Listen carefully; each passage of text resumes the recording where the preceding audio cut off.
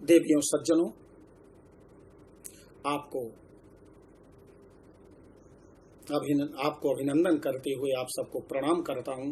जय माता की। मैं डॉक्टर जनार्दन तिवारी आत्म परिचय का यह 10वां भाग आपके सामने प्रस्तुत कर रहा हूं। जैसा कि कल मैंने बताया था कि भगवान भोलेनाथ का पूरे भारतवर्ष में जो 12 ज्योतिर्लिंग है वो न्यूक्लियर रिएक्टर है। 4 महीने ब्लास्टिंग मोड में रहता है। भगवान भोलेनाथ के लिए एक सुंदर प्रणाम। वंदे देवम उमापतिम सुर गुरुम वंदे जगत कारणम वंदे पन्नग भूषणम मृगधरम वंदे पशूनाम पतिम वंदे सूर्य शशांक बहिन नयनम वंदे मुकुंद प्रियाम वंदे भक्ता जन श्रयम चावरदम वंदे शिवम शंकरम वंदे शिवम शंकरम। भगवान भोलेनाथ आशुतोष है। उनकी शरण में जाने पर हमारे संपूर्ण दुख कष्ट दूर हो जाते हैं। भगवान भोलेनाथ पूरे भारतवर्ष का भ्रमण करते हैं, निरीक्षण करते हैं मानव के कल्याण के लिए। और जहां जहां वो गए अपने स्वरूप को 12 स्थानों पर 12 ज्योतिर्लिंग के रूप में स्थापित कर दिया, जिसको हम न्यूक्लियर रिएक्टर अथवा शिवलिंग के रूप में हम जानते हैं। मैंने बताया कि जैसा कि शक्ति को नष्ट नहीं किया जा सकता, एनर्जी डिस्ट्रॉय नहीं होती है। इसको आप बहुत अधिक बढ़ा सकते हैं या कम कर सकते हैं, चाहे वो शक्ति विध्वंसात्मक हो, क्रिएटिव हो, चाहे डिस्ट्रक्टिव हो, चाहे डिस्ट्रक्टिव एनर्जी हो या क्रिएटिव एनर्जी हो, कंस्ट्रक्टिव एनर्जी हो, उसको हम बढ़ा सकते हैं अथवा कम कर सकते हैं। तो भारतवर्ष में इन 12 ज्योतिर्लिंग पर हमेशा रुद्राभिषेक हुआ करता है और 12 ज्योतिर्लिंगों में से घिरा हुआ भारतवर्ष है। इसलिए उसके टेम्परेचर तापमान का प्रभाव पूरे भारतवर्ष के अंदर जितने भी प्राणी रहते हैं उसका प्रभाव दिखाई देता है। और यह न्यूक्लियर एनर्जी का समन, इसको हम कम करने के लिए, डाउन करने के लिए हम अभिषेक करते हैं। जल से, दूध से, दही से, घी से, शहद से, तेल से, गंगा जल से, कुशोदक से, विभिन्न प्रकार के रसों से अभिषेक करते हैं। अनार के रस से, गन्ना के जूस से, सबका अलग अलग महत्व है। उस पर बेलपत्र चढ़ाते हैं, मदार चढ़ाते हैं, धतूर चढ़ाते हैं, भांग चढ़ाते हैं, शमी पत्र चढ़ाते हैं, क्योंकि इससे वो न्यूक्लियर एनर्जी डाउन होती। इसी समय भगवान बाल मुकुंद ने सुरभि माता से कहा कि हे माँ, आप जाइए हमारे भगवान भोलेनाथ को अभिषेक करिए।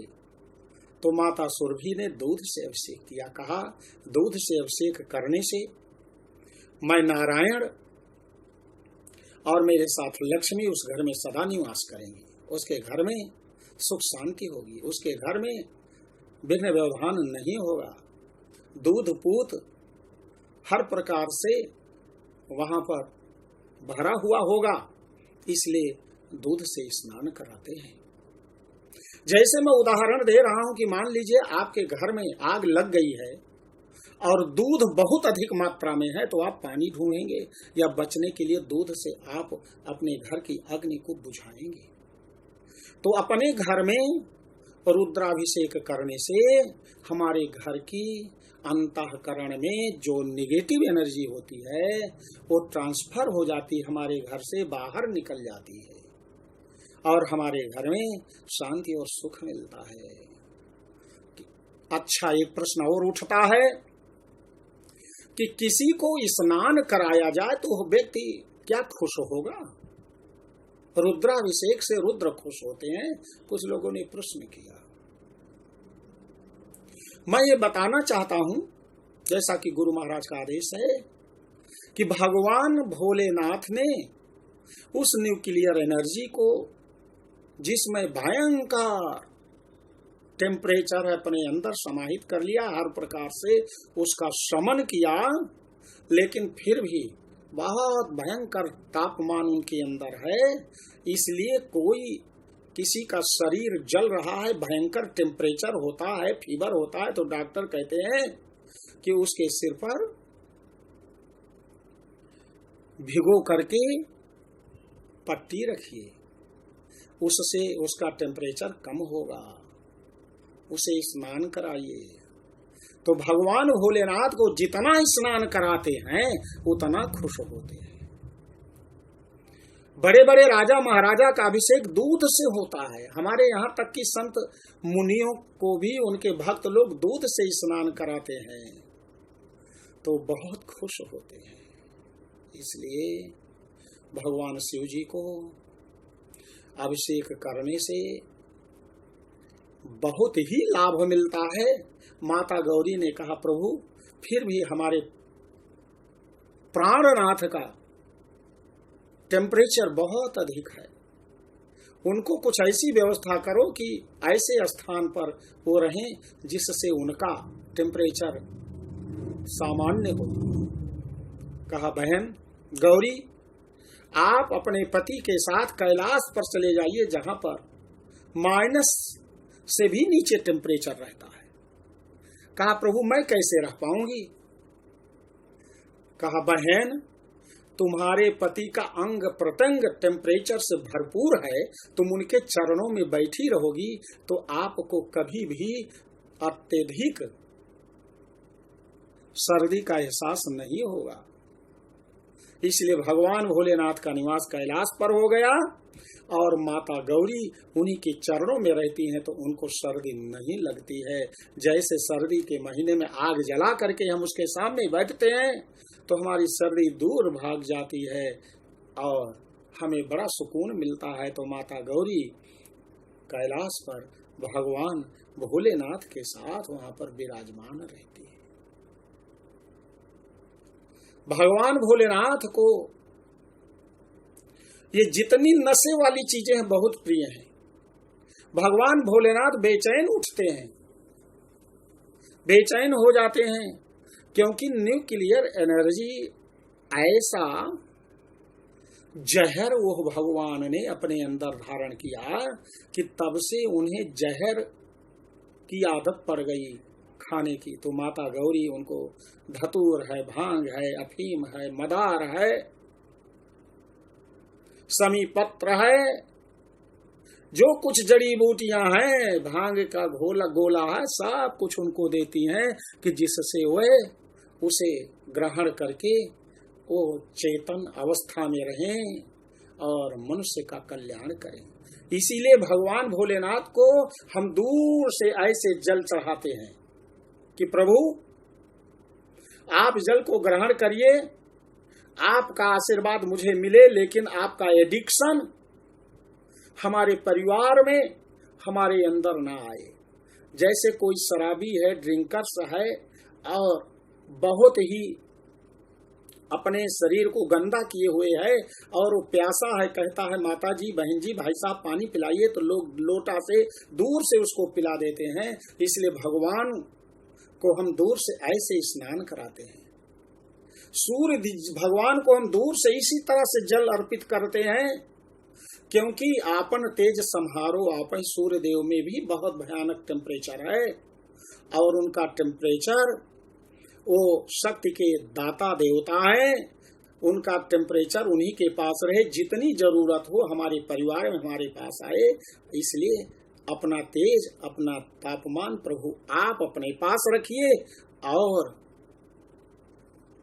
मेरे ऊपर अपनी कृपा बनाए रखिए, इसलिए हम सूर्य भगवान को ऐसे जल देते हैं।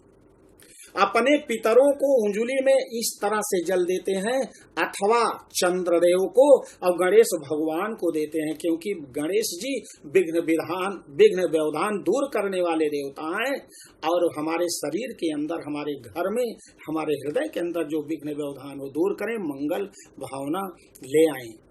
और चंद्रदेव के पास शीतलता है, इसलिए चंद्रदेव की शीतलता हमारे अंदर आए, हमारे बच्चों में आए, हमारे घर परिवार में आए, क्योंकि अधिक टेम्परेचर आज घर में, परिवार में, बच्चों में है, इसलिए सभी लोग क्रोध आवेश में रहते हैं।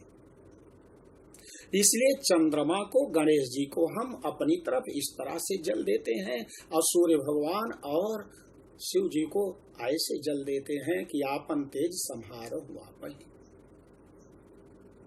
भगवान भोलेनाथ रुद्राभिषेक से खुश होते हैं, इसलिए यदि हम दूध से अभिषेक करते हैं तो लक्ष्मी माता बहुत खुश होती। क्षीर सागर से उनकी उत्पत्ति हुई है, क्षीर सागर में रहते हैं। क्षीर माने खीर, तद्भव शब्द है, और उनको बहुत प्रिय होती है, इसीलिए लक्ष्मी माता को खीर भी, क्षीर भी, इसलिए जो क्षीर से अभिषेक करता है भगवान उसे बहुत ही संतुष्टि देते हैं, इसलिए वो दूध बर्बाद कभी नहीं होता है। साइंस के माध्यम से समझिए, और न्यूक्लियर एनर्जी समन होती है दूध से, दही से, घी से, शहद से, जल की अपेक्षा। उसको आप डालेंगे इतने बड़े टेम्परेचर पर, तो ज्यादा जल की अपेक्षा ज्यादा प्रभावकारी होता है ये दूध, दही, घी, शहद, गंगा जल बाद में। इसलिए उससे हम, कि जिससे हमारा ये पूरा देश सुरक्षित रहे, और जितनी आवश्यकता हो शक्ति की उतनी ही कंस्ट्रक्टिव एनर्जी रहे, डिस्ट्रक्टिव एनर्जी ट्रांसफर हो जाए एक स्थान से दूसरे स्थान, अथवा डाउन हो जाए। जय माता की, जय गुरु महाराज की। इससे आगे मैं आपको आगे क्रमशः बताने का प्रयास करूंगा। धन्यवाद।